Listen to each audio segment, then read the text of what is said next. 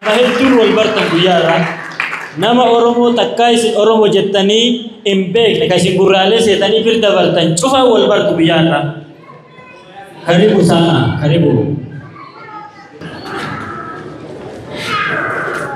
Oromo yoya, nageni sambalala, fafayyuma, arungete.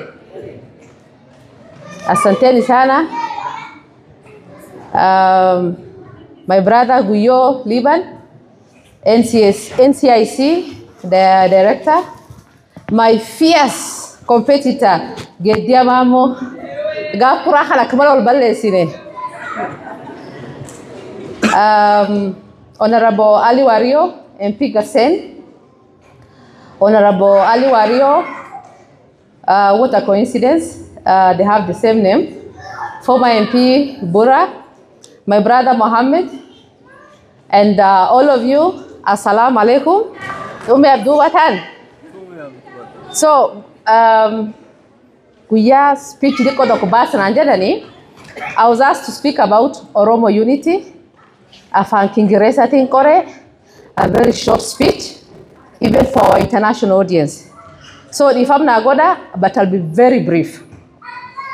Distinguished Oromo brothers and sisters, friends and allies, it's such an honor to stand before you today, not just as a speaker, but as someone who truly believes in the power of our people. You know, sometimes when I look around, I see the beauty of Oromuma shining everywhere. From the highlands of Oromia, to the dusty place of Marsabit, to the banks of Tana River, and even to the freezing apartments in Minnesota, where our cousins in the diaspora are still trying to convince their children that injera tastes better than pizza. Does it taste better than pizza? Yes. It does. I was in Washington, D.C. sometime back in 2016. Trust me, we roamed the entire Washington, D.C. to have injera.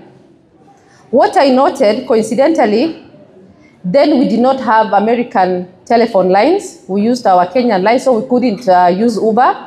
So every taxi we hailed, coincidentally, was driven by an Oromo person. Even the hotel I slept in DC, at the reception, I got my Oromo brothers. Never mind, I ate my injera, despite having ulcers. I'm okay simbala erenyad.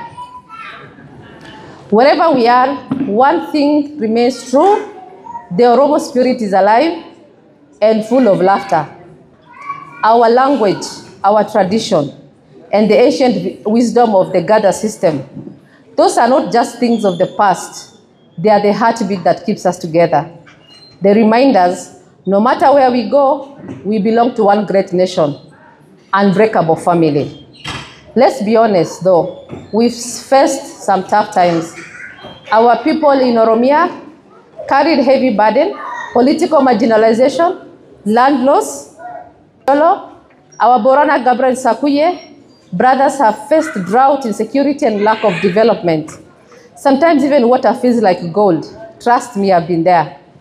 I can't even count the number of times on my campaign trail that I had to buy water for our people to organize small fundraisers for people, for someone's hospital and school fees. And still, we laughed, we danced, we shared what little we had, because that is what Oromos do. Our Oroma family, along the Tana River have also faced challenges, conflicts over pasture, over water, that nature seems to hide when we need them most. And the border for peace. Unbelievable, right? But that's the sad truth. And then there's our diaspora, hardworking, passionate, and sometimes a little too active on Facebook politics. Aren't we guilty of that? Yes. But despite the arguments and party rivalries, our diaspora is a force. They are the bridge, the voice, and yes, sometimes the pocket that keeps our communities going. So what do we do now? We learn from our old proverb, the bundle of sticks. Borani waan jedhe qunceen wal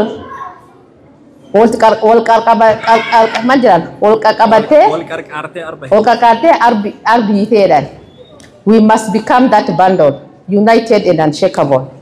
Let's start with our power here in Kenya. The Oromo people in Marsabit, Isiolo, and Tana River, we are not small, we are strong, we are voters, and we have a voice. It's time we used it. We must support good leaders, not the loudest ones, not the ones who promise us cows and disappear, but those who stand for education, peace, and development. We must teach our youth about civic power. The real power isn't shouting slogans. It's showing up to vote, showing up to school, and showing up for each other.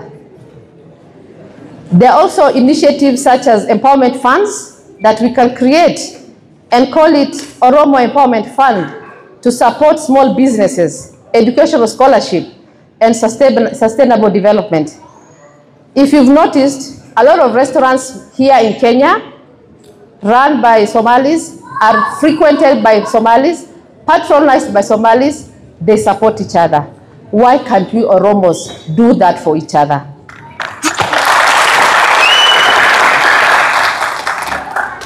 We can also organize a cultural exchange program, the Ireta Festival. Sorry I wasn't able to join you in the morning. I had a slight running stomach, but now I'm okay. But this is one amongst the first events that you can have to bring Oromo from different countries together, strengthening social bonds and heritage. We also need to invest in our greatest gift, which is our culture and our language. Afaan Oromo is not just a language.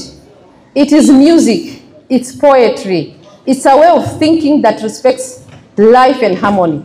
Let's celebrate it in schools, in songs, online, everywhere, because our children must grow up proud of who they are. And to my brothers and sisters in the diaspora, we love you. We need you to speak with one strong, united voice on global platforms. Coordinate efforts with international human rights, bodies and governments. Keep the pressure for peace, justice, and democratic reforms in the Horn of Africa. And finally, let us never forget, unity is not just a slogan, it's survival. When we are divided, we are noise. When we are united, we are music. So today, I say to every Oromo, in Finfinne, in Isiolo, in California, let us bind our sticks together. Let us make our ancestors proud. Let us create a future where no Oromo child goes to bed hungry, thirsty, or afraid. Thank you, and may our laughter, love, and unity lead us forward. Galatoma.